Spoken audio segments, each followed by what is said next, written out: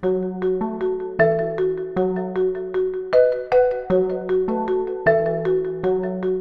National Restaurant Association's Restaurant Performance Index in January was 100.7, an increase of 0.2%. Basically, restaurant operators in January reported exactly the same current conditions as they did in December. That component of the index remained at 99.5. However, regarding their expectations for the future 6 months out, that aspect of the component did move up. It now stands at 101.8.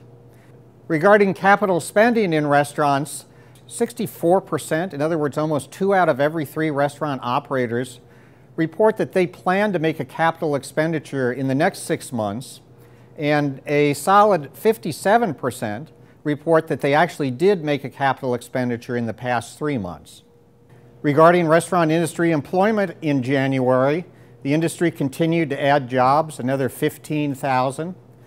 So when one looks at the past year, this January compared to January a year earlier, the industry has added 323,000 jobs. That's an increase of 3.2%, and that rate is nearly double the national employment increase over that same period.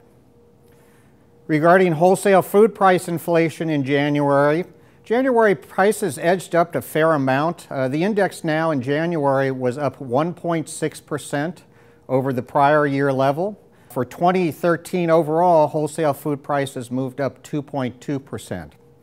Recently, there have been pretty large increases, 6 to 8% in dairy, butter, for example, and other commodity groups.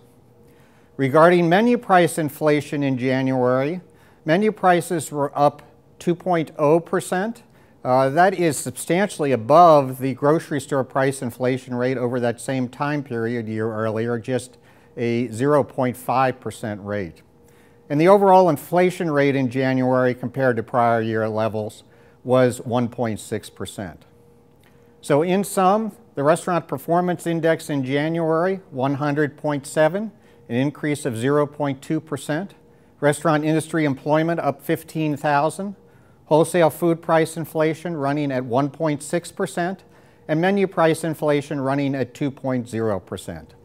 And don't forget, for additional information, visit our website, restaurant.org. Thank you.